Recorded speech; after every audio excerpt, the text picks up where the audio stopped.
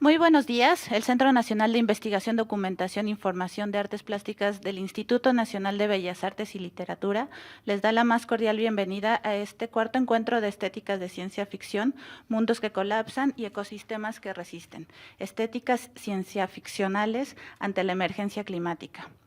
En el presidio nos acompaña el maestro Alfredo Gursa, director del Centro Nacional de Investigación, Documentación e Información de Artes Plásticas del INVAL, y Amadís Ros, investigador del CENIDIAP y coordinador del cuarto encuentro de Estéticas de Ciencia Ficción. A continuación, el maestro Alfredo Gursa dará las palabras de bienvenida. Muchas gracias, bienvenidos y bienvenidas. Nos da un gran gusto que nos acompañen en este cuarto encuentro de Estéticas de Ciencia Ficción. Quiero agradecer, primero que nada, al Centro Nacional de las Artes por su apoyo a todas nuestras iniciativas y por alojar este evento en el Aula Magna José Vasconcelos, a la Subdirección General de Educación e Investigación Artísticas del INVAL por su apoyo constante a nuestras iniciativas, al Canal 23, que permite que estas jornadas lleguen a todos y todas en distintas partes del mundo, al equipo de difusión del CENIDIAP, encabezado por Vicky García, que hace un trabajo espléndido e incansable para que todo esto se haga realidad. Y, por último, al Seminario Estéticas de Ciencia Ficción del CENIDIAP, encargado de coordinar y organizar este cuarto encuentro. El Seminario Estéticas de Ciencia Ficción es una iniciativa singular del CENIDIAP para construir un espacio de reflexión, de imaginación, de pensamiento crítico desde la ciencia ficción y incorporando a personas que vienen de distintas instituciones, de distintos espacios y todas tienen en común la pasión por la ciencia ficción. Este seminario se propuso desde un inicio, decía yo, construir este espacio y aprovechar justamente el potencial, la fuerza de la ciencia ficción para permitirnos imaginar justamente otras maneras de ser humanos, otras maneras de estar en nuestro planeta, otros modos de ser, de pensar, de construir.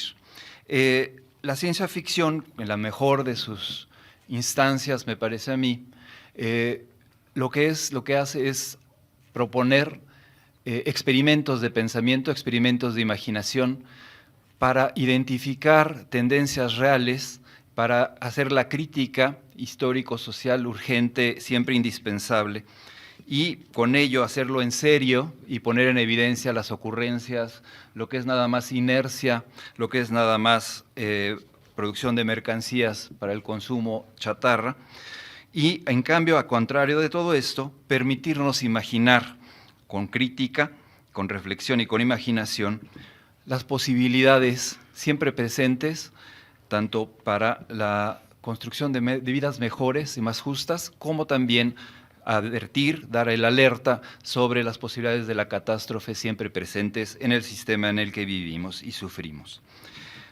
Esto significa hacer las preguntas importantes, hacerlas con autocrítica, y todo esto solamente tiene sentido no solo si escuchamos las ponencias de las personas que muy generosamente participan en este cuarto encuentro, sino desde las butacas, en los pasillos, desde sus hogares o sus centros de trabajo, a través de las redes, participar de esta discusión, de esta reflexión colectiva.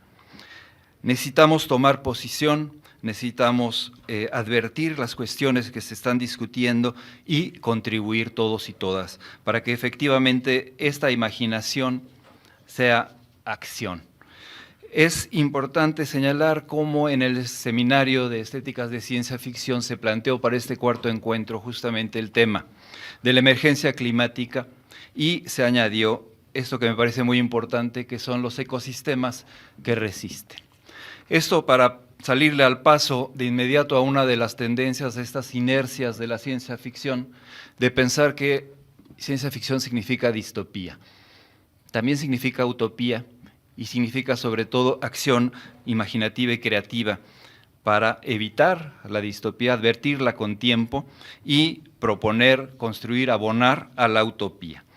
Me parece que eso es lo más importante, esta posibilidad de la reflexión sobre la estética o las estéticas de la ciencia ficción que nos permiten hacer lugar a todo lo que está marginado, a todo lo que es ausente, lo que se invisibiliza, a lo que se le niega la voz, y subvertir, como decíamos en nuestro propio encuentro de investigación, subvertir las ausencias, hacerlas presentes, incorporarlas, hacerles un espacio. Esa es la invitación para estas jornadas. Esperamos que nos acompañen de manera propositiva, imaginativa, creativa, reitero, para que esto realmente dé frutos y se incorpore a la larga cadena ya de frutos que ha dado esta iniciativa del CENIDIAP, del Seminario de Estéticas de Ciencia Ficción.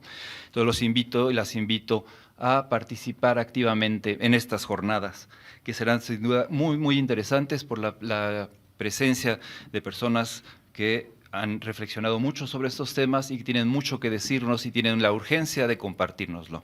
Entonces, les doy la bienvenida y muchas gracias por acompañarnos. A continuación, daremos la palabra a Amadís Ros. Muchas gracias, Ariadna. Igual comenzaré con agradecimientos, para empezar al CENIDIAP, al director Alfredo, a la coordinadora de investigación, que es Ariadna, y al resto del equipo, por supuestísimo a Vicky, que es la coordinadora de difusión, y a todo su equipo, que, insisto, sin ellos sería imposible no solamente realizar este encuentro, sino en general la existencia del Seminario de Estéticas de Ciencia Ficción, que es una iniciativa que partió desde el CENIDIAP y que de alguna forma ha abierto un espacio para que gente que interesa estos temas pueda sentarse a discutirlas y generar pues, productos y generar pues, nuevas ideas que a su vez se concatenen con otras ideas. Y llevamos desde 2016 trabajando. Ha sido un camino pues, largo que ha dejado frutos satisfactorios en el camino, y hoy en día nos encontramos aquí en este cuarto encuentro ya con este tema que bueno, ya Alfredo habló bastante bien al respecto. Yo solo quisiera añadir que la ciencia ficción se ha convertido ya en parte totalmente pues inseparable de nuestra realidad cotidiana. Sus imágenes, sus estéticas están presentes en pues, nuestro día a día, y de ahí la fuerza que tiene para proponer tanto narrativas que puedan resultar, digamos, afines al sistema que nos domina, al sistema que nos está llevando a esta emergencia climática, o que lo critiquen, o que propongan alternativas. Narrativas que se suman en la desesperanza, en el pesimismo, o narrativas que propongan que aún hay caminos posibles, que aún hay esperanzas. Nosotros, cuando iniciamos en el seminario el camino para organizar este encuentro, no sabíamos qué íbamos a recibir, y nos sorprendió mucho, para bien, que buena parte de las ponencias que forman parte de este encuentro, de alguna forma, un tanto retadoramente, proponen que la esperanza es una opción válida, que hay que enarbolarla con orgullo, porque lo que tenemos enfrente es un desafío tal vez el más grande que ha tenido la especie humana en su historia, y no va a ser algo sencillo enfrentarla, y si entramos derrotados, pues menos oportunidades tendremos de salir avante. De manera que ya podrán escuchar en las mesas de ponencias, en los paneles de discusión, pues qué perspectivas existen sobre esto desde las estéticas de ciencia ficción. Y además quisiera mencionar que organizamos un taller de ponencias. Quienes fueron aceptadas y aceptados participamos en 3 sesiones en las que se fue avanzando en la redacción de las ponencias, de manera que las personas que participan ya se conocen entre sí, al menos a través del taller, conocen las ponencias del resto, y eso pues permitió un diálogo desde antes de que se sienten aquí en esta mesa a exponernos lo que traen. Y también creo eso que genera un cierto sentimiento de comunidad que es básico, sentimos, para reflexionar estos temas y para afrontar la emergencia climática. Y muchísimas gracias a las ponentes y los ponentes que aceptaron este modelo, que vinieron aquí, que van a venir aquí a leer sus ponencias. Son algo muy valioso para el seminario, para el CENIDIAP, que se tomen este tiempo, que tengan esas preocupaciones y que lo hagan de manera tan profesional. Realmente se los agradecemos muchísimo. También tendremos dos mesas de discusión, uno con dos destacadas científicas y con una escritora muy reconocida y un escritor también muy reconocido, ya es la mesa que continúa, y cerraremos con una mesa de artistas visuales y escritores para también hablar sobre el mismo tema desde la creación. O sea, estamos intentando que se pueda ver este problema tan complejo, tan agudo, desde las mayores perspectivas posibles en un encuentro de corte académico como es el cuarto encuentro. Y tendremos una conferencia magistral dictada por Edmundo Paz Soldán. Quienes conocen la ciencia ficción latinoamericana saben que es un autor destacado que ha tratado estos temas de varias formas. Bueno, no es el único tema que ha tratado, pero entre ellos está presente esta devastación que estamos viviendo. Y también el seminario Estéticas de Ciencia Ficción va a proponer una manera distinta de aproximarse al tema desde las reflexiones que hemos hecho durante el último año y fracción en un acto performático que tendremos hoy en la tarde, que invitamos a que participen. De manera que, pues bueno, ha sido mucho trabajo al llegar hasta aquí. Yo confío en que quienes están aquí en la sala, en el aula magna de José Vasconcelos del CENART, y quienes están viendo desde sus casas y oficinas, pues si sientan interesados en el tema y sobre todo, como decía Alfredo, invitarles a que participen. Están abiertos los chats de las diferentes plataformas que está transmitiendo esto para que interactúen con quienes están en mesa, quienes están en el público. Y pues bueno, nada más me resta agradecer a Canal 23, que están encargándose de la transmisión, al pie del cañón, como siempre. Es un equipo muy profesional. Obviamente al CENART, que nos presta este espacio, que siempre nos ha apoyado en estas iniciativas. Y pues a quienes están aquí viéndonos en este momento. Muchas gracias. Para cerrar el acto.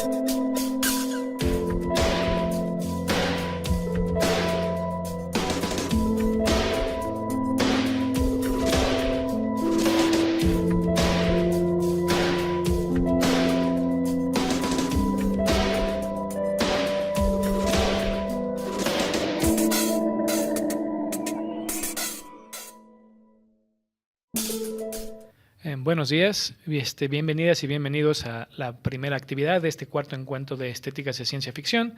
Es la mesa de diálogo Ciencias y Ciencia Ficción ante la emergencia climática.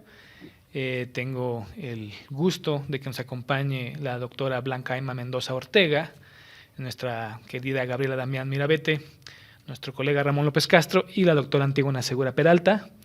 Esta mesa se propone generar un diálogo entre quienes están aquí en la mesa y con el público que nos acompaña para hablar sobre, precisamente como el título lo indica, sobre ciencias y la ciencia ficción ante el tema que nos reúne, que es la emergencia climática. Primero voy a leer las semblanzas de nuestras 4 participantes y procederemos a la discusión. La doctora Blanca Emma Mendoza, ella trabaja en el Instituto de Geofísica de la UNAM, tiene una licenciatura en Física en la Facultad de Ciencias de la UNAM, la misma, doctorado en Física en la Universidad de Oxford, áreas de investigación, Física solar, Clima espacial y Planetología.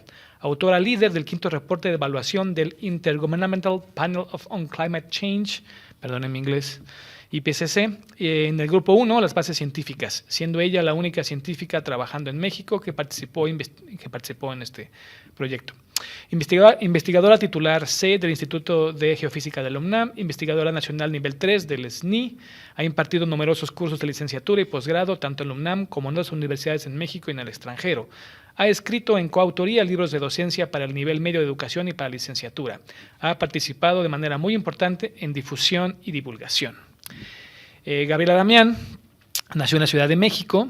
Sus historias han sido traducidas al inglés, italiano, portugués, francés y euskera y publicadas en antologías finalistas del Premio Hugo y el World Fantasy.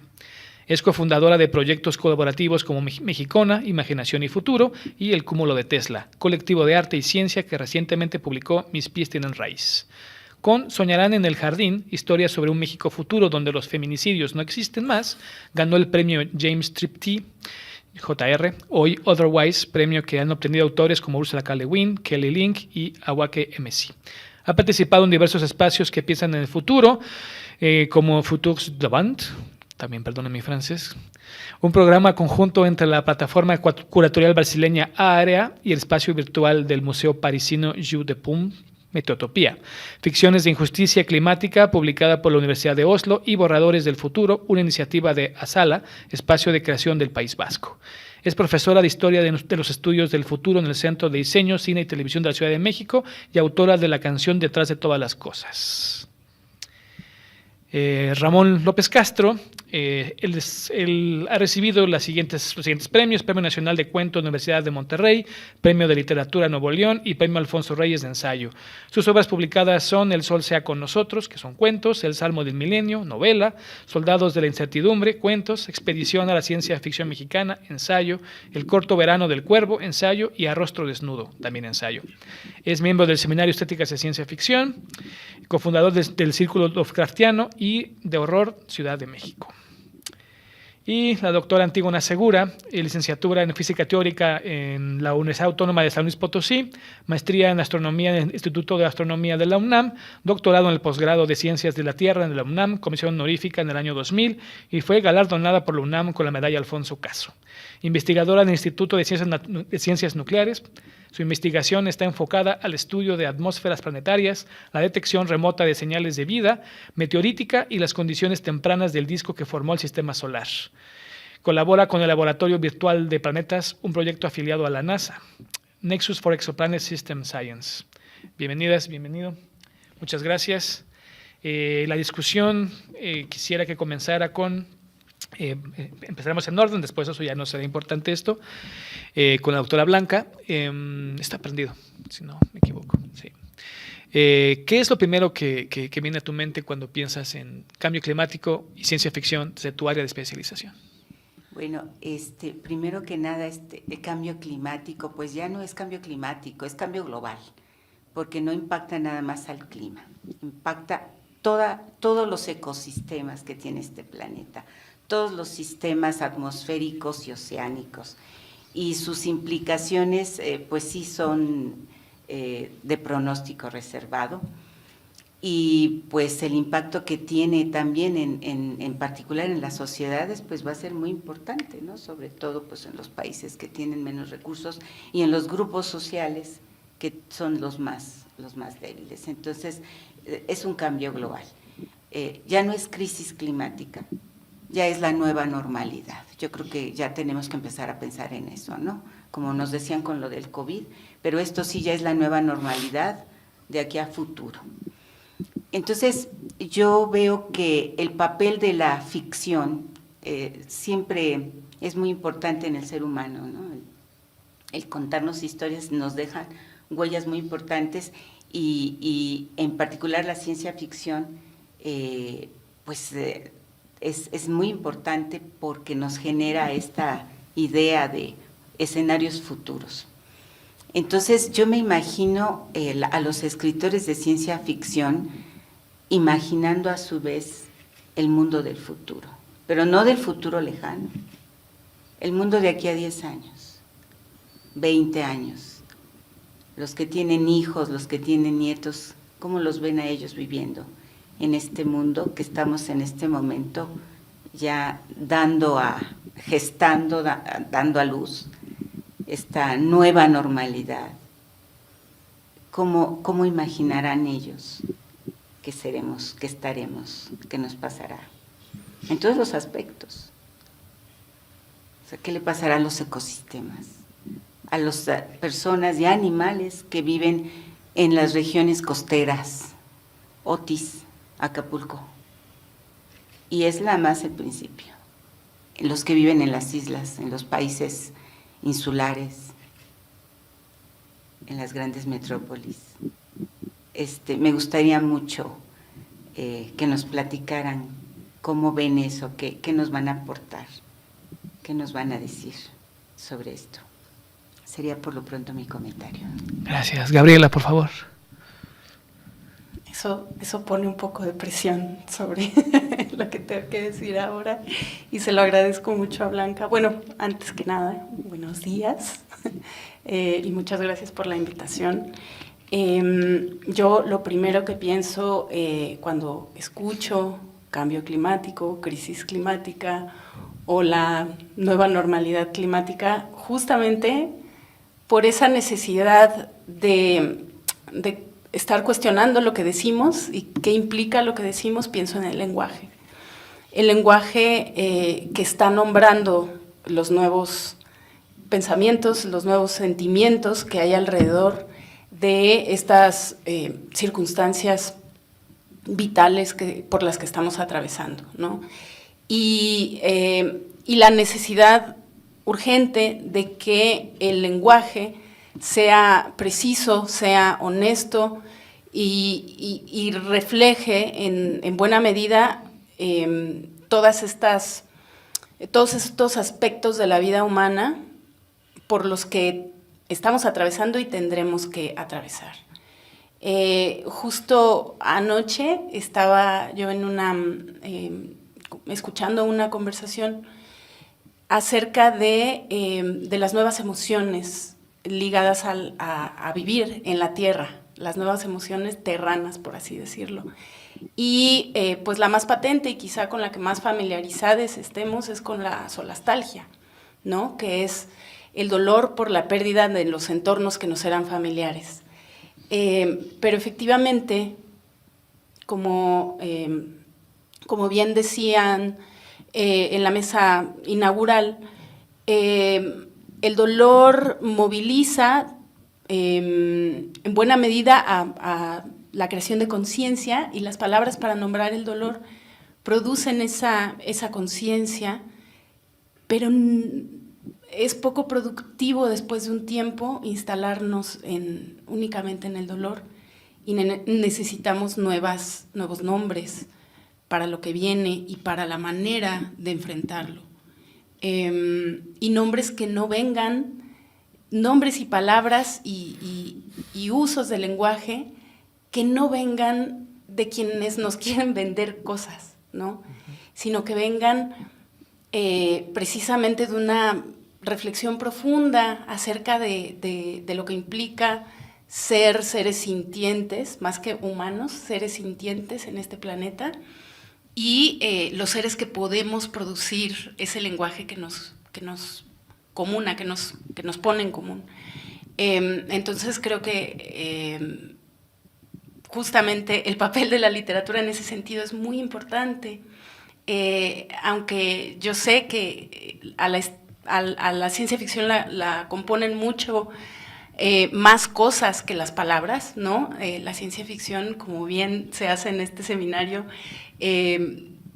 a la hora de que vemos cómo permea en el imaginario popular, pues está compuesta de imágenes, de sonidos, de escenas, de ambientes sonoros, de música, no sé, de un montón de cosas que nos entran por todos los sentidos, ¿no? Pero creo que justo como estamos en un momento pues insólito para nosotros, para la humanidad, esa generación de cosas nuevas, absolutamente, pues sí, que tienen que ser acorde con los tiempos, verdaderamente originales, verdaderamente nuevas, ahí la producción del lenguaje y por lo tanto de la imaginación desde adentro y que surge con el lenguaje de una forma natural, pues es vital, ¿no? Eso es en lo que pienso. Gracias. Ramón, ¿qué es lo primero que piensas cuando escuchas hablar cambio climático? Bueno, gracias por la invitación.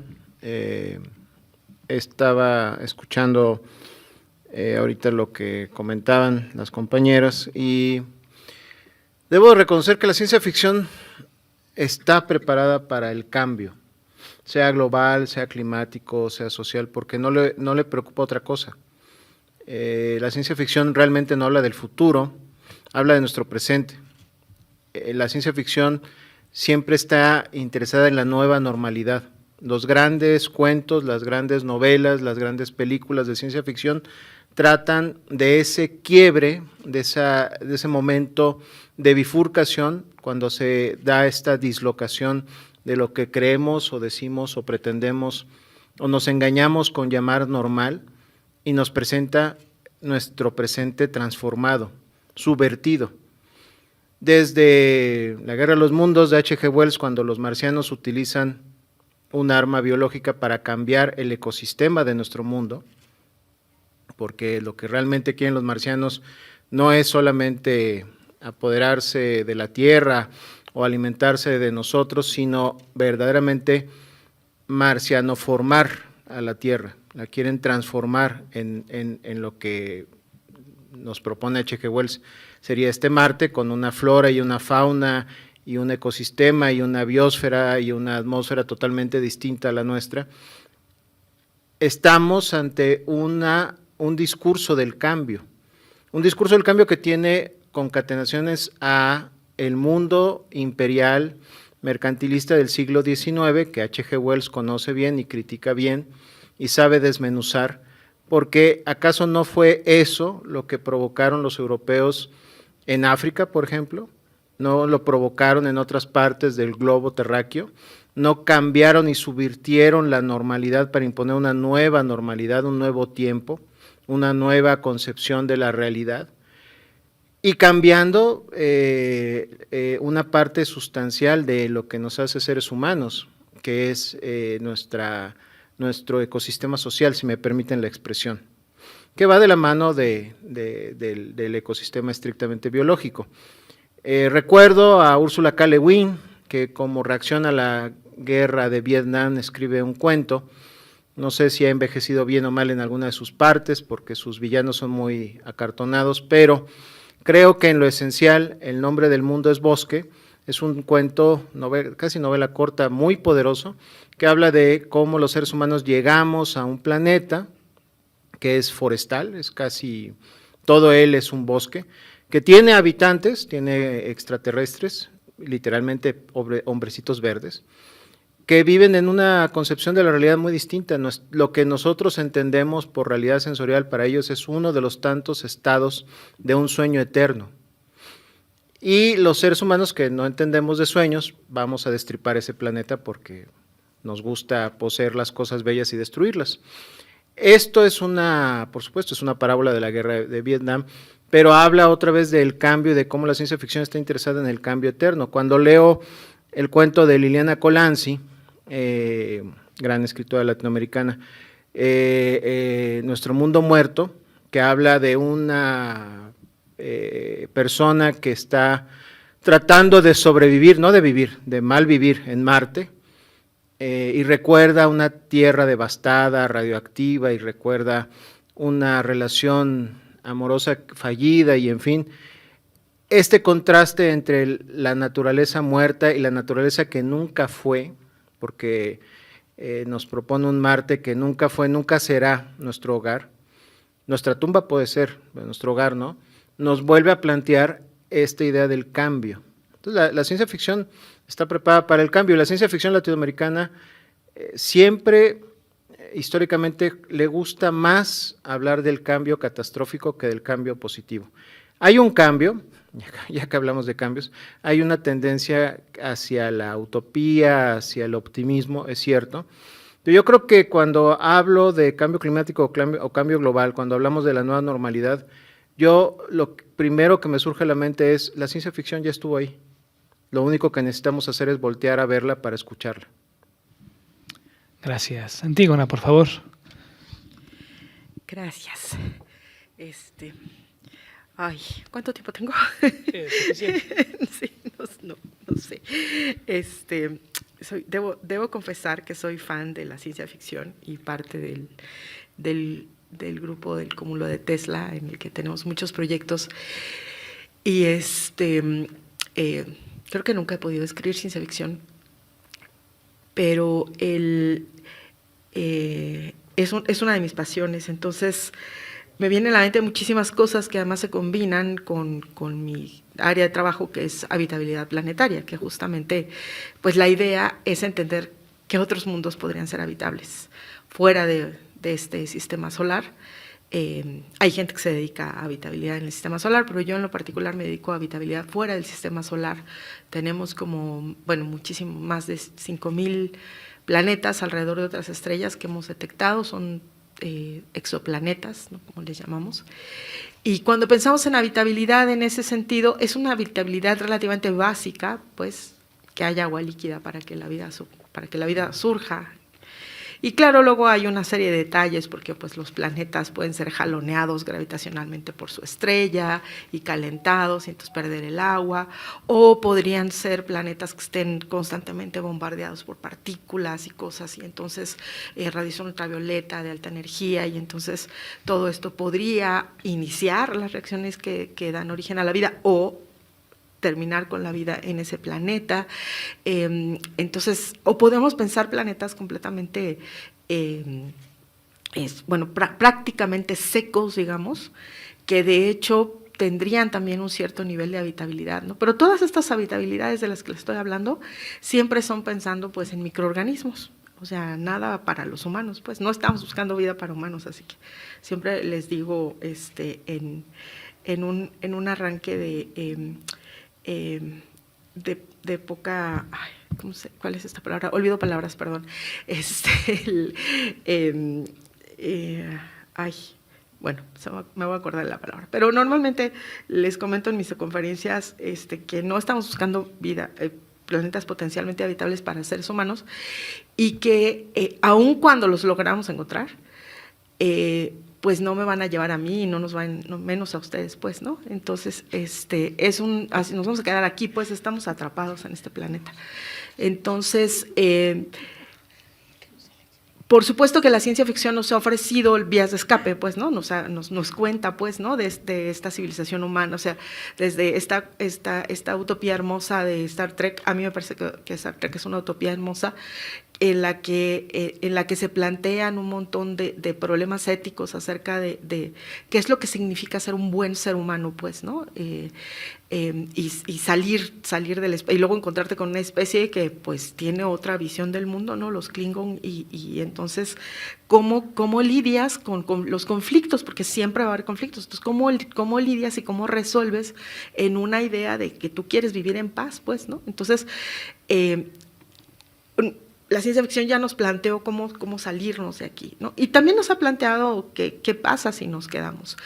Y a veces tenemos estas visiones que a mí siempre me parecen muy, muy irrisorias como científica, pues, porque vemos esto de un día después, o geotormenta, o el núcleo, pues, ¿no? Donde irremediablemente la Tierra se va a hacer pedacitos y va a acabar así. Entonces uno dice, y entonces, no sé, digo, siempre hay gente muy catastrófica en el mundo y yo le llamo los apocalípticos. Entonces tengo gente, de hecho tengo amigas apocalípticas, ¿no? Porque no sé si les ha pasado que conocen gente que es así como que pasa algo y dicen, no, pero, y entonces lo escalan a un nivel que dices, Dios mío, eso no va a pasar, por favor. Entonces esta gente apocalíptica, pues hay gente que sí se cree que eso puede pasar, pues, y en realidad estamos seguras de que no van a aparecer, no sé, 50 torbellinos arriba de Los Ángeles, pero basta con uno, pues, ¿no? O sea, basta con que aparezca uno. Y entonces, de pronto, estos cambios que no son así de escandalosos, sino que esta cuestión que va poquito a poquito, que es lo que está pasando en nuestro planeta, es en realidad mucho más peligrosa. Mucho más peligrosa porque por un lado nos hace como que nos acostumbremos, ¿no? O sea, bueno, ahorita todo el mundo vamos a Acapulco y vamos a ayudar y no sé qué, y entonces sí, qué barbaridad, y vamos a aprender cómo resolver esto, pero no lo vemos como algo, o mucha gente no lo ve como algo que es parte de toda una fenomenología que no solamente va a seguir sucediendo, que va a volverse cada vez peor, y que además, pues ahorita fue Acapulco, pero puede ser cualquier otra parte de la costa, en México, ¿no? O cualquier lugar del mundo, pues, ¿no? Entonces, y luego, claro, nos parecen que los desastres que suceden allá en la India o que suceden, no sé, en Tailandia, pues están muy lejos, ¿no? Estas cosas no nos van a pasar a nosotros, pero aquí están, pues. Y la ciencia ficción, entonces, creo que también nos puede mostrar estos otros mundos que van cambiando, ¿no? Poco a poco, pues, ¿no? Y el resultado, pues, ¿no? de estos mundos. Y hay mundos muy bonitos sin seres humanos. Esa es, creo que para mí, una gran lección de la ciencia ficción, que no nos tendríamos que estresar tanto si nos extinguimos, pues. Gracias. Retomando un poco una cosa que dijiste sobre el escapismo de la ciencia ficción, ¿no creen que en parte el hecho de que la ciencia ficción, como decía Ramón, ya ha estado ahí, nos ha dado esos libros, esas películas y demás? Ya hemos visto el desastre de 47 maneras diferentes, con los tornados encima de Los Ángeles y demás, que al parecer es muy peligroso vivir en Estados Unidos por lo que vemos en las películas. ¿No también puede funcionar como una especie de anestesia o que te desactive, porque de alguna manera dices, bueno, ya lo viví a través de la ficción, y realmente yo qué agencia tengo al respecto? No sé qué piensen, si también de alguna manera hablar sobre esto, que ya lo viviste como lectora o como espectador, ya sea algo que, como ya lo viví, no es necesario que yo lo transforme en actividades o en acciones en el mundo real. Es interesante porque sí puede provocar ese efecto de anestesia de, bueno, ya he visto la destrucción de Nueva York 20, 30 veces, ¿no? Si no es Godzilla, son los extraterrestres, si no es Trump, no sé. Hay muchos monstruos por ahí sueltos y muchas catástrofes. Pero a mí me parece que la ciencia ficción se ha aproximado al cambio global o al cambio climático o a un cambio brusco del ecosistema desde tres vertientes muy interesantes.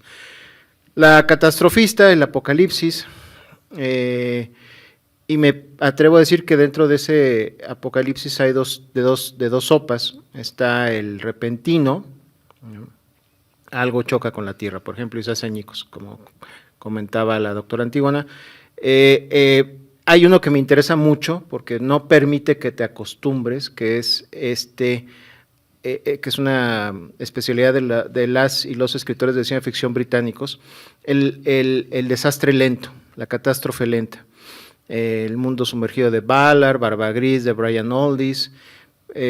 Algunos estadounidenses lo han retomado, como Margaret Atwood y Cormac McCarthy. Y es creo que el gran ejemplo que se está olvidando, Gregory Benford con Cronopaisaje, que tiene mucho que ver con la ciencia, porque son científicos los que se dan a la tarea de salvar a la humanidad, y el final de Cronopaisaje es medianamente optimista.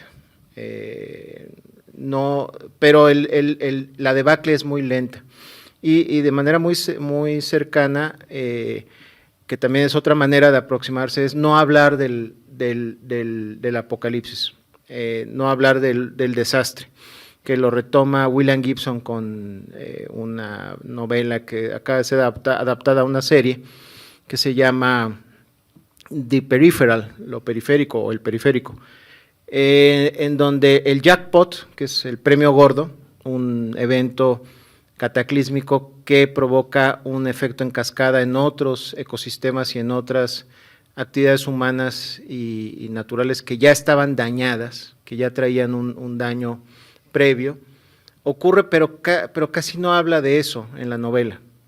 Eso cambia mucho el mundo antes y después de este fenómeno, de este momento cataclísmico, pero no se habla mucho de ello, porque es impensable, casi. Pero claro, los escritores y las escritoras tenemos que hacer lo impensable pensable, ¿no? Y también está otro camino que es la farsa, la burla, el sarcasmo, el humor negro, que podemos encontrar en Douglas Adams, en la guía del autoestopista galáctico. La Tierra es destruida simplemente porque van a abrir una autopista galáctica y está en el camino, punto. O Cuna de Gato de Kurt Vonnegut, que es otro camino para, no sé si anestesiarnos, sino para darnos cuenta de que ante lo horripilante el ser humano puede responder con el humor. No sé si con la acción, pero sí con el humor. Y por último, toda esta generación de escritores y escritoras de un destilado del cyberpunk que se le ha dado en llamar solarpunk, que puede tener muchas vertientes estéticas, como el afrofuturismo, donde dicen, sí, nos va a ir muy mal, Viaje a las Estrellas nace de una catástrofe, la Tierra casi se destruye a sí misma en una guerra mundial, bueno, la humanidad, no la Tierra, y de ahí surge la llegada de estos extraterrestres, los Vulcano, que son algo pedantes, pero son buena onda, y nos unimos a una federación de planetas, o ayudamos a construirla, etcétera. Pero el Viaje a las Estrellas nace después, o en su historia ficticia, nace en las aventuras del Capitán Kirk y demás, después de casi aniquilarnos como especie. Entonces, esa es la otra vertiente, el optimismo, y creo que el optimismo no nos anestesia, pero sí nos implica pasar del discurso a la acción, y ahí es donde el escritor o la escritora debe dar paso muchas veces al científico, como lo hizo Gregory Benford en su gran obra Cronopaisaje. Blanca, por favor, y luego Gabriela. Sí. Bueno, reflexionando sobre esto que comentas, de que la ciencia ficción ya estuvo ahí, que tiene como contemplados todos los escenarios. Eso es cierto. Uno lee libros, como dices tú, de muchos enfoques de la ciencia ficción, pero yo me pregunto, ahora ya tenemos muy claro cuál es el camino que vamos a seguir si continuamos como estamos. Y no es algo, como digo, a largo plazo, ¿no? Esto o nos corregimos para el año aproximadamente 2030 o ya no la contamos. Y eso no es ser pesimista. Aquí yo creo que no hay que confundir. Los modelos que se hacen sobre el clima nos están indicando que si alcanzamos una temperatura de 1.5 grados o la rebasamos, ya la viabilidad en el planeta va a disminuir drásticamente. ¿Por qué?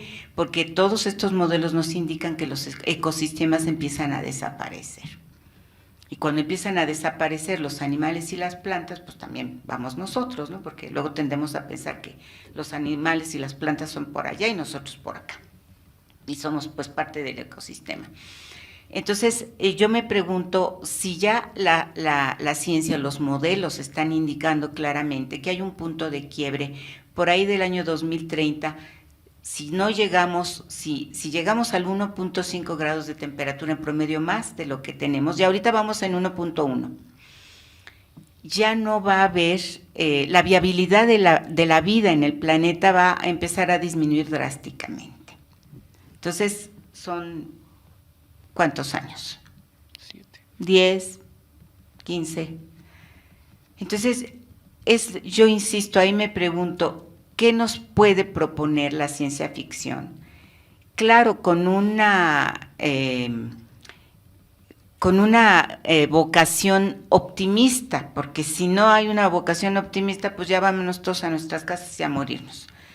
Obviamente no vamos a hacer eso, no podemos hacer eso. ¿Qué vamos a hacer? Y no es dependiendo de que lleguen unos extraterrestres buena onda a salvarnos, o que lleguen los gringos, y como son muy buenos ellos, ya sabemos, y van a venir a salvarnos, y cuando el huracán Otis y se presente otro en otra costa del Pacífico, van a venir ellos y nos van a salvar del desastre. ¿Qué vamos a hacer? Porque no es algo que sea dependiente solo de un agente, no es solo el gobierno. ¿Qué vamos a hacer cada uno de nosotros? Cada uno de nosotros tiene una responsabilidad, no podemos estar esperando un agente externo que venga a salvarnos, llámenle como le llamen, de aquí a 10 años, de aquí a 15 años. ¿Qué podemos hacer? Ya es claro, repito, el camino por el que vamos, ya no hay opciones de que, ay no, en 5 años ya se acabó. No, esto no es de 5 años.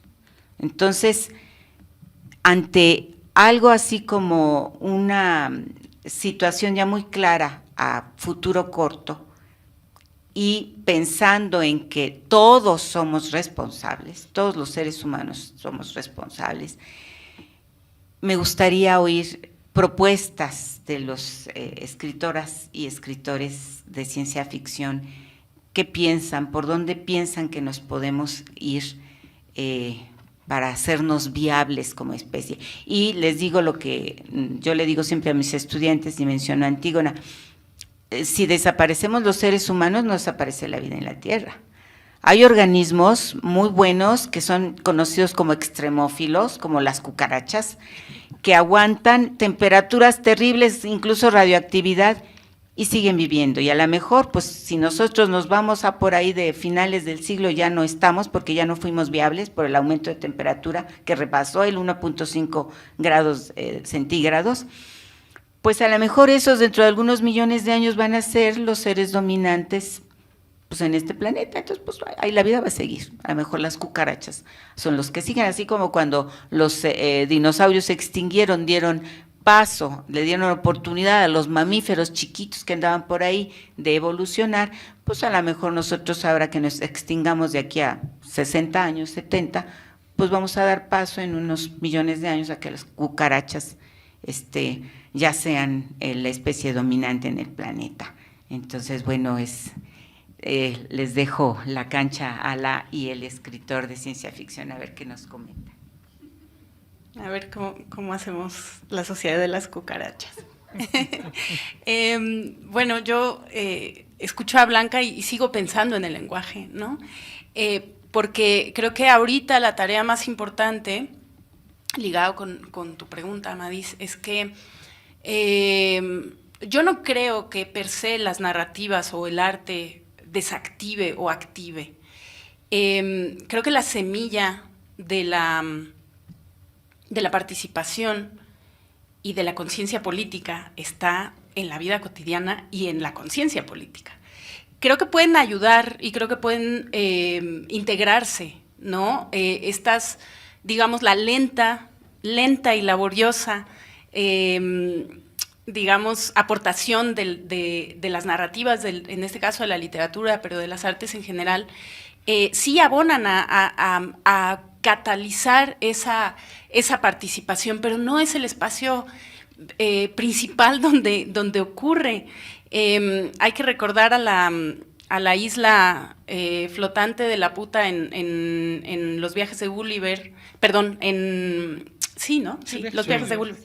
Que era la isla de los inútiles, pero me encanta porque eran los astrónomos y los poetas. eran los dos inútiles, ¿no? ¿Qué hacen? Viendo a las estrellas y escribiéndoles poemas. Ya, claro, la ha revelado ser mucho más útil la astronomía en términos, prácticos, en términos de conocimiento de nuestra propia vida, de nuestra propia existencia, pero también el lenguaje, ¿no? Y por eso me gusta esa imagen donde están ahí dos grupos, entre comillas, esto, desde luego, inútiles, ¿no? Explorando posibilidades y explorando, autoconociéndose en términos de que somos el universo, ¿no? Y en cuanto aprendemos a observarnos con atención, estamos conociendo al universo, ¿no? En cuanto aprendemos a mirarnos a nosotros mismos como especie. Entonces creo que ahorita lo que es muy, muy importante es crear espacios donde la literatura, las artes ayuden a que nos impliquemos, no sintamos que la vida, qué bonita es, y ahí está la naturaleza. Yo no soy parte de la vida, yo soy un ser humano que construye coches con smog, ¿no? Como que esa separación artificial del siglo de las luces, ¿no? Entre naturaleza y cultura, es algo que tenemos que derribar ya, o sea, debemos cederle paso ya al simbioceno, ¿no?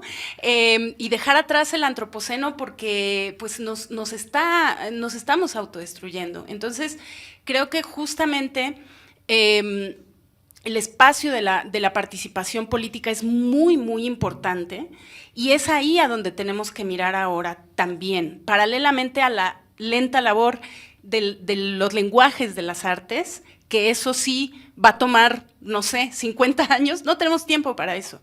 Tenemos que fijarnos en quién votamos, qué iniciativas apoyamos. O sea, la participación política ahorita es prioritaria y desde luego el arte es una forma de activismo, pero de aquí a que permee y que sus hermosos tentáculos logren activar un imaginario lo suficientemente sólido como para tirar estatuas, como está ocurriendo ahora, ¿no? de los colonizadores en distintos pueblos simultáneamente y poner el cuerpo en las, digamos, a los tractores que quieren colocar una nueva minera, una nueva cervecera, como lo hacen las personas que defienden la tierra.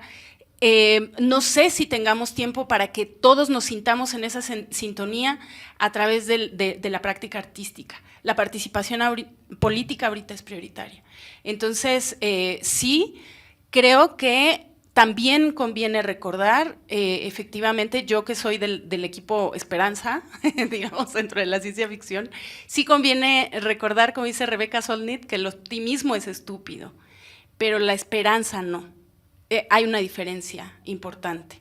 El optimismo es como inconsciente, ¿no? Es como pensar que algo va a salir bien, es pensar que los aliens van a venir a rescatarnos, pero la esperanza tiene bases reales. O que los gringos van a venir a poner otra minera y a rescatarnos simultáneamente. La esperanza sí es real, la esperanza tiene bases en la cotidianidad y hay muchas cosas que están ocurriendo a las que tenemos que voltear a ver y que tenemos que amplificar, ¿no? Lo que acabo de decir, la gente que se pone a las cerveceras, a las mineras, al despojo del agua, del territorio, ahí es donde nosotros tenemos que apoyar y también eso, una creación de narrativas que potencie esos espacios que existen, ¿no? Además de toda la potencia política que en sí misma tiene la imaginación, nutrirse de lo que es posible. Gracias. No sé si quieres añadir algo, Antígona. Sí. Por favor, gracias. Es que estaba tratando de ponerme esto, perdón. Una ventaja de ser como la última es poder escucharles a todos e inspirarme. Entonces, estaba pensando mientras escuchaba a las colegas acerca de qué es lo que significa que se acabe el mundo, pues, ¿no? Porque la idea de lo que es el mundo, ¿no? Podría ser nuestro planeta volando en pedacitos en el espacio, o podría ser nuestra casa, nuestra tierra, el lugar donde habitamos, del cual dependemos, y que cambie a tal lugar que las condiciones ya no sean lo que eran, y entonces es terminarse el mundo, ¿no? Puedo pensar, por ejemplo, en la civilización maya, que a veces decimos, bueno, se acabó la civilización maya, pero la población maya no se exterminó, ¿no? La población maya está allí, está presente hoy en día, pues, ¿no? Y lo que implicó que se terminara la civilización maya fue una serie de cambios que los llevaron a dejar de ser el centro y tener decisiones sobre sus propias tierras, por ejemplo.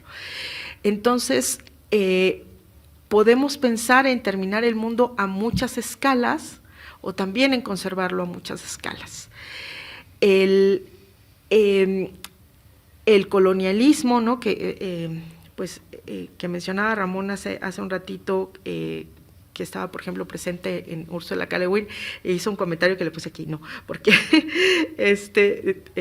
comentaba Ramón que nos gusta tomar las cosas bellas y destruirlas. Yo creo que no es que nos guste, es que eso es el colonialismo, pues, justamente, ¿no? O sea, al capitalismo le gusta hacer eso, pues, ¿no? Y tomar las cosas bellas y destruirlas porque así se hacen más caras y las puede vender más, con un precio más alto, pues, pero no estoy segura de que eso sea, por ejemplo, algo intrínseco a la humanidad.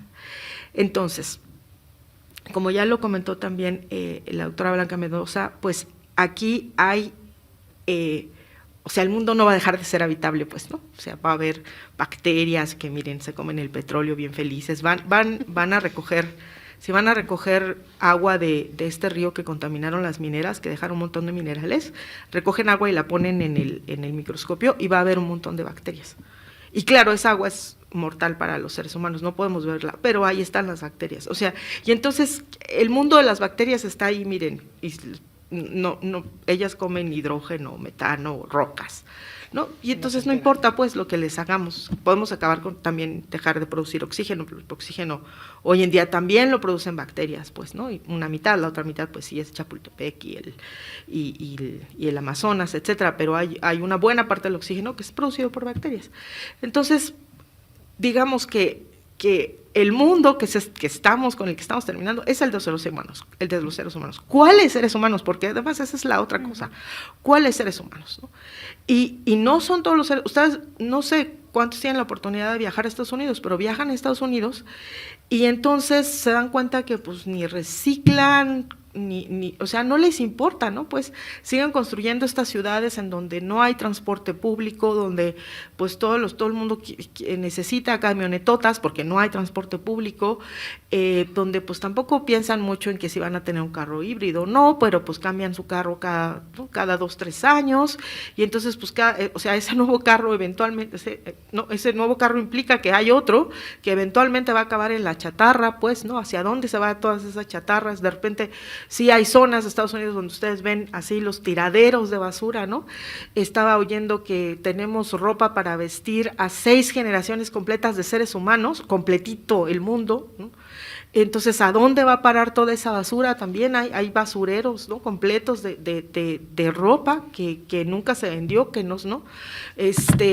Entonces, por supuesto que este mundo, ¿no? que se está acabando, entonces, obviamente no es el mundo de esas personas que siguen pensando en qué camionetas se van a comprar el siguiente año, etcétera, sino es este mundo de la gente que vivimos en el sur global, que ya hemos visto nuestro mundo terminarse muchas veces, ¿no?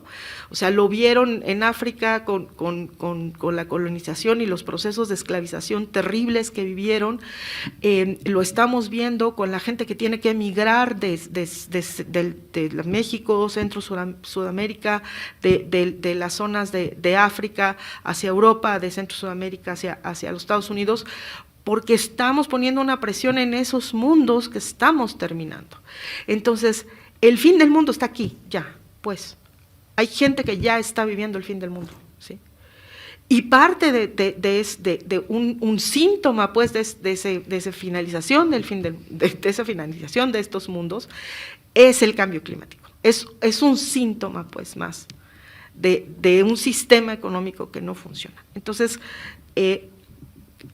por supuesto que la ciencia ficción nos ha dado muestras de muchos mundos, ¿no? Así como estos pequeños laboratorios en donde nos dicen, mira, así pasa, ¿no? Pues así son las relaciones que suceden y cómo al final acabamos sosteniendo nuestra propia destrucción del mundo, pues. Entonces, si quizás esas lecturas nos abren un poquito los ojos en decir, carambas, ¿cómo participo yo en esto? Que también tampoco es cosa de que, pues, no, o sea, los seres humanos acá del sur global podamos contra un sistema globalizado, pero sí podemos tener acciones a nivel colectivo local, ¿no? Y entonces, una de las lecciones, tanto de la ciencia ficción como de las cosas que se han estado haciendo, es justamente eso, que localmente podemos crear nuestros oasis y podemos hacer que nuestro mundo no se termine, al menos localmente. Acabo de escuchar hoy en la mañana que ya lograron, ya le ganaron a una minera canadiense en Panamá. En Panamá, ¿no? Entonces, ¿qué pasó? La gente se organizó, la gente protestó, la gente recurrió a todas las cosas que se podían hacer, ¿no? Porque se nos está acabando el mundo, ¿no? ¿Qué pasa con los feminicidios? No sé, o sea, también es una tragedia para el mundo de las mujeres. ¿Y qué estamos haciendo? Pues hemos hecho de todo, ¿no? Desde promover leyes, desde salir a gritar y decir, no queremos que nos maten. O sea, todas esas acciones que hacemos como comunidades, pues, creo que son muy, muy importantes para nuestra sobrevivencia, si queremos sobrevivir, si no, pues bueno. Ahí están las cucarachas. Creo que lo interesante es ese último comentario de la doctora Antígona, si queremos sobrevivir. Yo por eso sigo, por mi profesión y por mis oficios, tiendo al pesimismo. Yo sí creo que nos gusta destruir lo bello, pero también nos gusta crearlo, porque si no, que destruimos. Y nos gusta encontrarlo en las pequeñas e íntimas cosas del universo, o en las grandes cosas, solamente que a veces son inamersibles. Pero sí creo que la ciencia ficción nos propone esta construcción del ser humano mejor. Ahorita que estaba escuchándolas, recordé a Octavia Butler con la parábola del sembrador. Octavia Butler, una escritora afroamericana fallecida a mi juicio de manera muy prematura, propone un nuevo inicio, un nuevo comienzo, después de un momento de disturbios, guerras civiles, el resurgimiento o no resurgimiento, siempre ha estado ahí, del fascismo en Estados Unidos, del cristianismo en su carácter más horrible y discriminador, el fundamentalismo. Una pequeña comunidad va creando lazos para un nuevo pacto social. De eso y de otras cosas trata la parábola del sembrador, de esta serie de novelas que acaso quedó inconclusa. También pienso en una novela que se volvió a poner de moda, siempre lo ha estado, creo yo, entre los que nos gusta de la ciencia ficción y la ficción especulativa. Me refiero a Dune o Duna, de Frank Herbert. No los voy a fastidiar en la mañana, mediodía, con toda la historia de Duna, que para eso hay que leer la novela. Es una novela que tiene un glosario de términos y tiene un apéndice que se llama La ecología de Duna.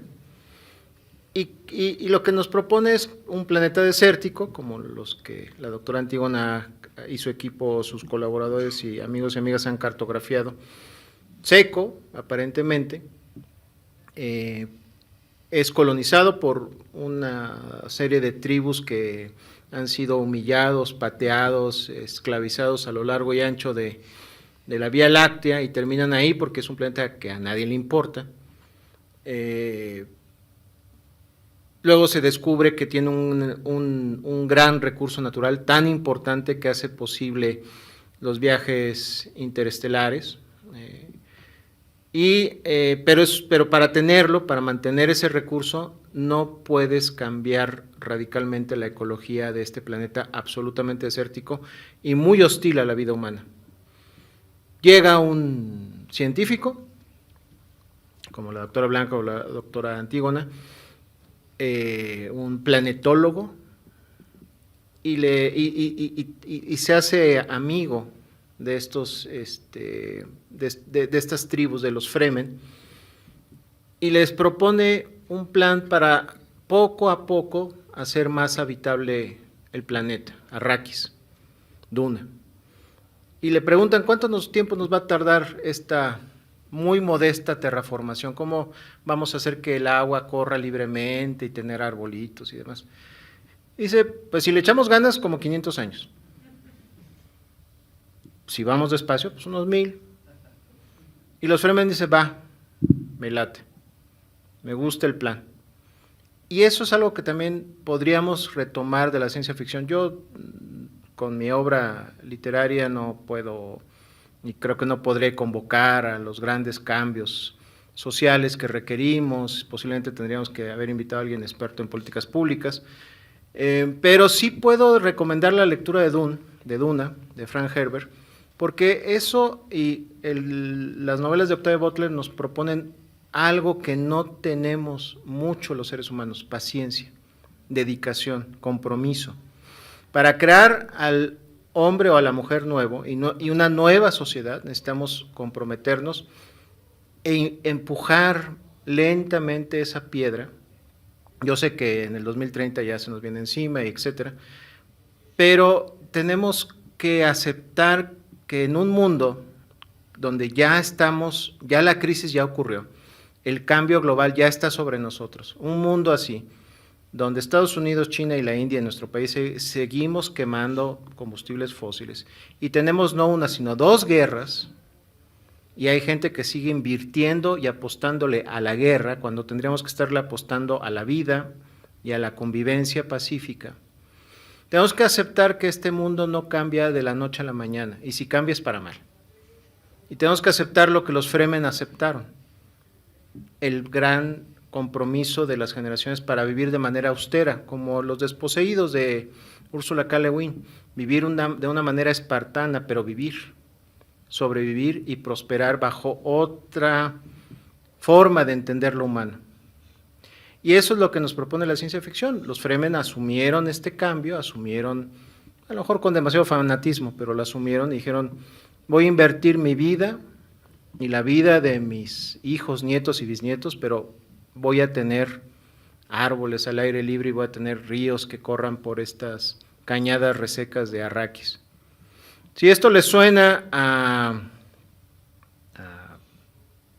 al comunismo, por ejemplo, si le suena a cuestiones mesiánicas, si le suena a invierte hoy para la vida futura será mejor, pues a lo mejor sí, pero hemos estado viviendo al día, comprándonos camionetas nuevas y desperdiciando los recursos, y ya no nos podemos dar ese lujo. El futuro que yo me atrevo a proponer es ese, el de los Fremen. Tenemos que invertir de manera paciente, pero dedicada, y sin prisa, pero sin pausa, en construirnos de otra manera y renunciar a la muerte entendida como esquemas de explotación. Gracias. Bueno, nada más como colofón. Sí, lo que desactiva es la depresión capitalista, ya lo dijo Mark Fisher. Lo que desactiva es estar agotados de trabajar para el capital, ¿no? Y no tener tiempo para el gozo ni para ponernos a pensar qué está mal y qué tenemos que cambiar y revisarnos a nosotros mismos. Y en ese sentido, y ya que Ramona ha invocado a Ursula K. Le Guin una vez más, yo junto con Andrés González, que si acaso llegara a ver esto, le mando un saludo, estamos en una cruzada por hacer que todo mundo lea Always Coming Home de Ursula Le Guin, o El eterno regreso a casa, que es un tratado antropológico de una California futura, especulativa, que tiene como como propuesta o como raíz cómo vivían las personas de los pueblos originarios en California y que es la manera más eficiente de vivir en ese territorio, ¿no? Y cómo eso, o sea, no tiene que ser como los desposeídos, con esa austeridad como de novela rusa, ¿no? Como que es de donde Lewin abrevó para escribir esta novela increíble, maravillosa, anarquista. No tiene que ser como la de los Fremen, que, bueno, finalmente es imperialista, ¿no? Aunque desde luego que es una cosa muy bella, Dune, pero finalmente nuestro imaginario a cada rato nos pone el pie, ¿no? Y seguimos imaginando imperios y reyes y reinas y princesas. En Always Coming Home, yo encontré ahí a gente como mi abuela o mi tía, que sabían aprovechar las cosas de la casa, ¿no? Y hacer que todos estuviéramos felices y comiéramos rico, y la parte imaginativa donde los hombres participan activamente en la construcción de un mundo no violento, ahí está también, ¿no? O sea, no es solo lo posible, sino lo que deseamos. Y si ahorita la sociedad es inequitativa, imaginar una más igualitaria, porque es posible. Y si no podemos pensar que hay espacio para el gozo sin el consumo, ahí hay un ejemplo de cómo hay mucho gozo y podemos nosotros experimentarlo en otros, o sea, si salimos de estas burbujas, ¿no? de los urbanos, de las personas urbanas que consumimos y consumimos. El gozo está en muchas otras partes y, bueno, esa novela a mí me parece un gran ejemplo de ello. Bueno, solo yo sigo con mi preocupación, Ramón. Sí, a mí me encantó todas las novelas de Dune porque son como no sé cuántos libros, leí todos. No me gusta la parte monárquica porque en efecto todo se trata del emperador y del príncipe, de la princesa, pero la parte de la ecología del desierto es muy interesante y muy bien planteada allí, ya se lo imaginaba Frank Herbert. Pero yo sí insisto en algo, ya no tenemos tiempo, Ramón. Es cierto que se necesitaría construir conciencia social lenta para que penetre, para que a través de las generaciones llegáramos a sobrevivir. El problema es que ya no tenemos tiempo y hay algo más. Los modelos que hacemos, estos modelos físico-matemáticos en los que se basan estas proyecciones de que para el 2030 le tenemos que haber bajado porque vamos a llegar ahí al 1.5 y luego ya va a estar la cuestión poco viable, no han, como buenos modelos, los científicos hacemos modelos tomando los parámetros que consideramos más importantes. Para hacer estos modelos tomamos fundamentalmente el comportamiento de las emisiones antropogénicas del dióxido de carbono fundamentalmente. Ahora ya se incluyeron las del metano, que adivinen de quién provienen principalmente, del ganado. Entonces sigan comiendo carne, y digo sigan porque yo la verdad es que basado en eso y el maltrato al animal, yo ya prácticamente dejé de comer carne. La mayor parte de los cultivos que hay en el planeta, de las tierras cultivables, están destinadas al consumo de alimentos del ganado. Entonces, bueno, pero hay elementos que no están contemplados en estos modelos. Esa es la razón por la cual sorprendió tanto el efecto que hubo del huracán Otis. Nadie se esperó que llegara a categoría 5, porque los modelos no lo habían previsto. Y hay otros elementos que no estaban previstos dentro de los modelos y que nos estamos dando cuenta apenas de los que los tenemos que meter. Y cuando se empiezan a meter, porque pues métele a ver qué pasó con el modelo, que no previó esto, nos empezamos a dar cuenta con horror que el cambio climático, el cambio global se está acelerando. O sea, se está dando más rápido de lo que los modelos estaban previendo. Entonces no tenemos tiempo, es a lo que yo me refiero. O sea, la ciencia ficción tiene tantos elementos y todo, pero también tiene que tomar lo que la ciencia está diciendo. Ya no tenemos tiempo, compañeras y compañeros, se nos está acabando. Y si no estamos previendo en los modelos estas cosas y nos están sorprendiendo estos eventos, pues igual ya no es el 2030, sino es el 2025. Entonces, realmente estamos en una situación de quiebre. En una situación de quiebre, no nos podemos ya dar el lujo como humanidad de tomárnoslas lento. Eso no se puede. Yo sí quisiera que esta conciencia penetrara en todos, ya no tenemos tiempo. Y tenemos que actuar todos ya, y ya es ahorita, dentro de 10 minutos, no, pues no es para el jueves, no, es ya. Todos, ahora. Mañana inicia en Dubái la Conferencia de las Partes, que es auspiciada por las Naciones Unidas y que es una conferencia en la que asisten todos los países, prácticamente todos los países del planeta, para adquirir, desde el punto de vista político, compromisos a nivel gubernamental. Inicia mañana y termina el 12 de diciembre. Está en veremos la asistencia del presidente de ¿qué país será? Ustedes pueden imaginar qué país a lo mejor no quiere ir a la conferencia, porque no quiere hacer compromisos de ninguna clase. Pues Estados Unidos. El año pasado no asistieron China ni Estados Unidos, ni la India.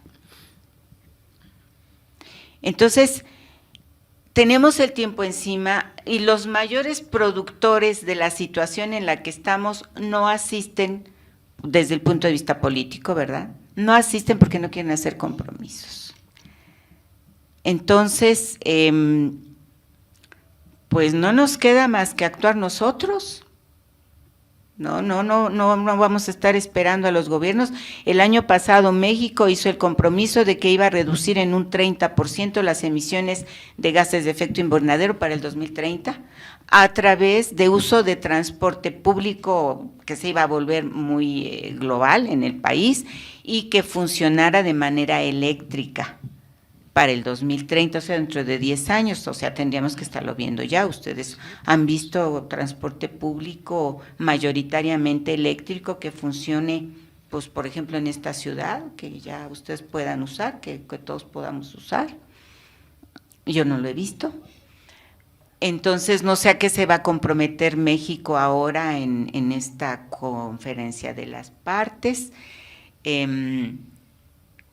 Yo también soy una persona optimista por naturaleza, siempre cuando las cosas están terribles yo siempre digo, no, vamos a hacer, se van a componer, y yo quiero pensar que sí podemos ser viables como seres humanos y que nuestros hijos y nuestros nietos puedan ser viables como seres humanos, pero me temo que el tiempo está encima. Y eso sí quisiera que les pasara a todos ese mensaje. El tiempo ya lo tenemos encima.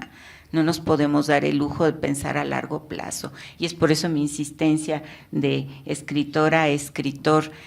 Piensen en eso, cómo vamos a motivar desde la ciencia ficción esa urgencia de participación individual, global, colectiva, por colonia, por comunidad. ¿Cómo le vamos a hacer? Porque yo creo que es la única salida. Si estamos esperando que nuestros gobiernos actúen, yo creo que por ahí no va. ¿Algún comentario? Bueno, sí, el tiempo está encima, pero a si tenemos o no un compromiso político o social, o si podemos incentivar la lectura de obras que nos parecen importantes para esta coyuntura tan grave que vivimos, pero en nuestro trabajo como escritores, creo que nosotros y nosotras no somos los más capacitados para mover de manera urgente a alguien, salvo que tengamos una gran audiencia o la vayamos construyendo con otros elementos a nuestro alcance. No es que sea, no que esté negado a la urgencia, simplemente ¿Saben qué pasa? Que yo desconfío mucho de la persona que crea arte desde un compromiso político abierto. Acepto que el panfleto, el libelo y otras herramientas son géneros literarios muy difíciles, pero no me acaba de gustar. La idea del escritor o de la escritora comprometidos que se erigen como intelectuales públicos, a la manera francesa de Émile Zola y su Yo acuso, sospecho que ya está agotada, sospecho que ya no es el momento. Apoyo más la construcción orgánica desde las bases sociales de cambios, cambios urgentes e inminentes y que están superando a nuestras clases políticas en todo el mundo. Pero también creo que el arte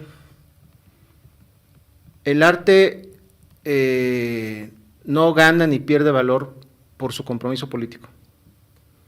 El arte tristemente no nos hace mejores ni peores personas, pero sí fomenta la esperanza. Podríamos decirlo, si me perdonan esta imagen, que los músicos del Titanic tenían una labor muy importante. Y por supuesto, no todos se salvaron en el hundimiento del Titanic.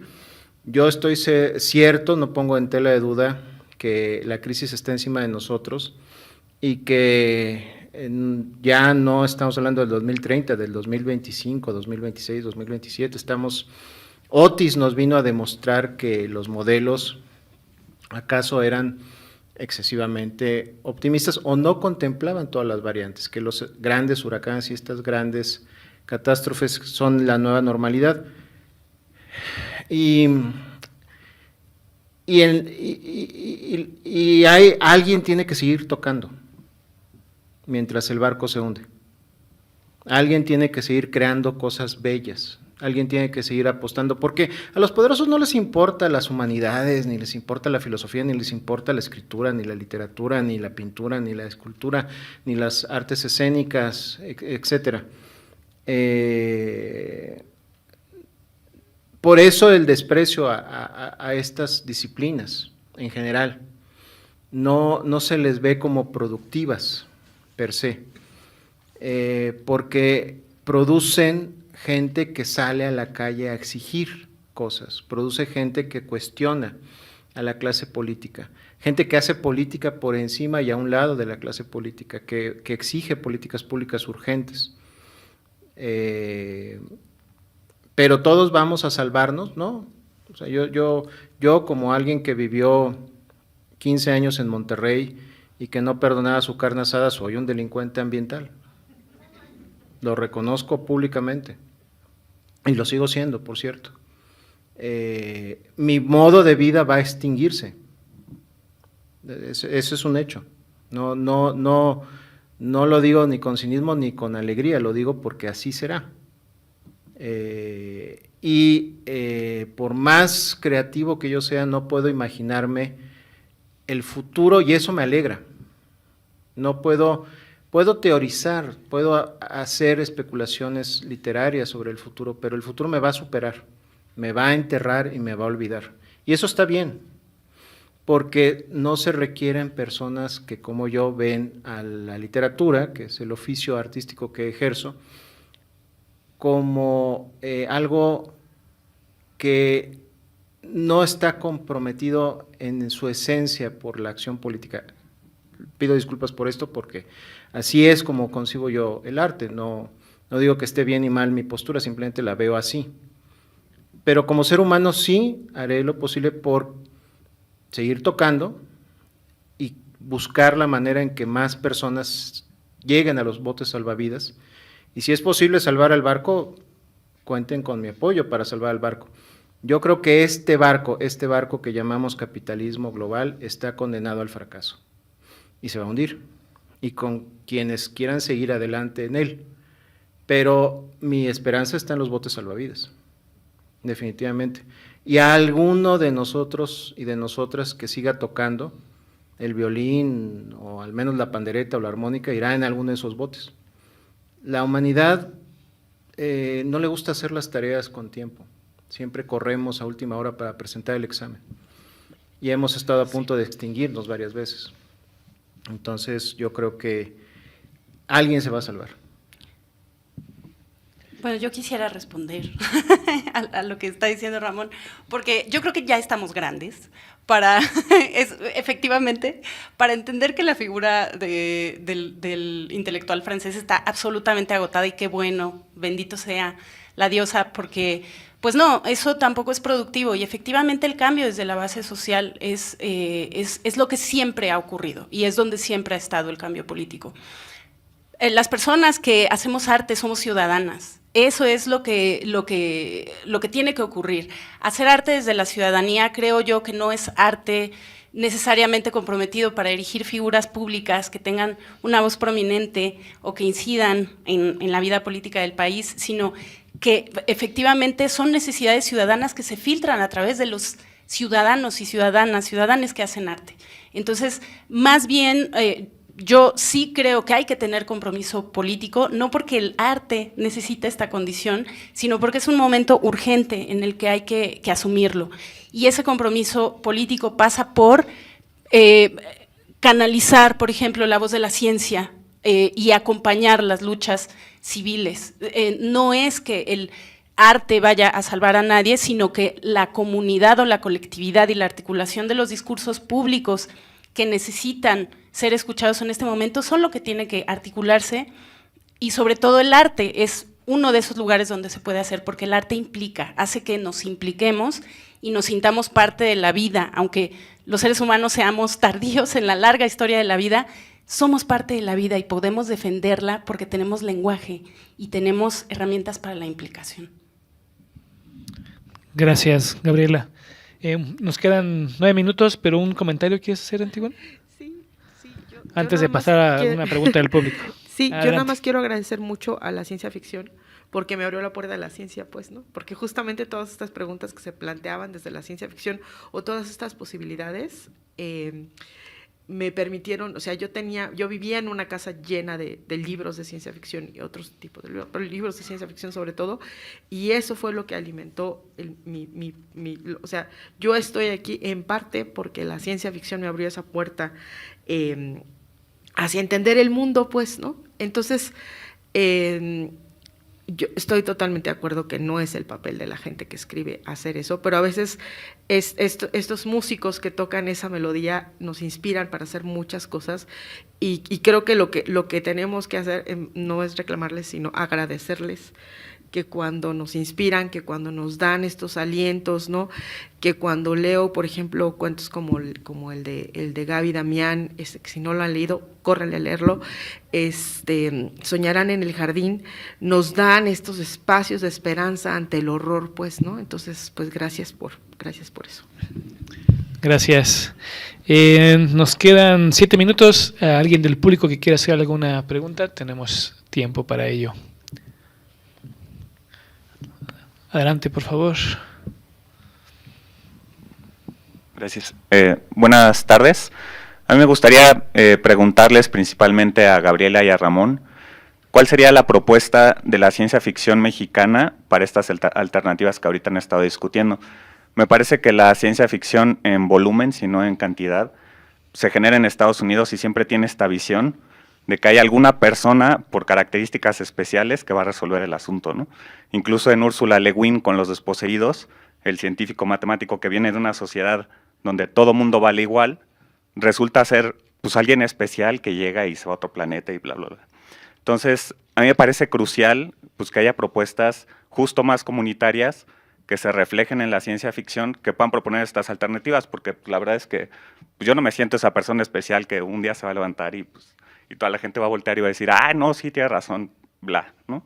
Ni en la ciencia, ni por fuerza, ni por pues, ninguna característica particular que yo posea. Entonces, ¿cómo se puede escribir ciencia ficción desde una perspectiva justo comunitaria y que pues dejemos a las heroínas y a los héroes pues, en otro tipo de cuentos, ¿no? ¿Qué podría surgir de la ciencia ficción mexicana en este sentido? Gracias. No sé quién quiere responder. Gaby. ¿Yo? Ramón. Yo también, pero, o sea, tú primero. La ciencia ficción mexicana tiene una tradición catastrofista. Está enamorada del apocalipsis, pero no se regodea en la desgracia, sino que habla de ¿y qué va a pasar después? ¿O qué pasó después? A la ciencia ficción mexicana le gusta mucho el decir, ok, llegó un hombre al metro Pino Suárez después de una guerra atómica, ¿y luego qué pasó? ¿Cómo era eso? Le gusta hablar de, bien, estamos en un escenario distópico, decadente, cyberpunk, pero había espacio para la religión, había espacio para los hackers, ¿cómo era ese mundo después de que todo lo malo ocurrió? Entonces, creo que la ciencia ficción mexicana tiene una inquietud con el día después, en el caso, por ejemplo, de Bef, escritor y artista gráfico, con el anarcopunqueto, con anarcopunqueta, con los rebeldes, con los que crean pequeñas islas de estabilidad después de que todo ha fallado. Y eso me parece, hay una palabra que no me gusta usar, la resiliencia. Me parece que la ciencia ficción mexicana le gusta mucho hablar de los que logran de las ruinas emerger y sobrevivir y crear algo. Ese segundo después del apocalipsis, del Armagedón. ¿Qué pasa? Extremófila, yo diría que es la ciencia ficción mexicana. Yo quisiera añadir que eso implica, es una pregunta muy interesante y agradezco mucho que la hagas porque esto que dices justamente de héroes y heroínas, ¿qué pasa, no? Eso como paradigma. Yo creo que hay que olvidarse de ese paradigma y del paradigma novela también. O sea, creo que también una nueva propuesta de una nueva ciencia ficción que hable de todas estas cosas que hemos estado abordando el día de hoy, también implicaría un resquebrajamiento de las formas, porque están abonando a cierta clase de narrativas, de que hay personas únicas y especiales y que el cambio lo provoca una que se da cuenta, ¿no? Cuando en realidad la colectividad, que era lo que decíamos, sobre todo Antígona hace rato, es lo que potencia ese cambio, ¿no? Entonces, a mí me gusta, por ejemplo, La noche en la zona M, de Alberto Chimal, que todavía es una novela y todavía tiene una heroína, que es una jovencita, pero las demás voces están todo el tiempo soportando esa trayectoria. Es decir, es más un punto de vista que una condición de heroicidad y de unicidad, ¿no? Entonces, yo, que soy cuentista, promuevo más el cuento, ver las cosas desde múltiples puntos de vista y construir narrativas que ya no tengan el viaje del héroe, porque también ya estamos grandes para dejar el viaje del héroe atrás y empezar a construir la narrativa común, la narrativa colectiva de la ciudadanía, insisto, ¿no? Gracias. Nos quedan 2 minutos. ¿Alguna pregunta última para cerrar esta mesa? Adelante, Noé.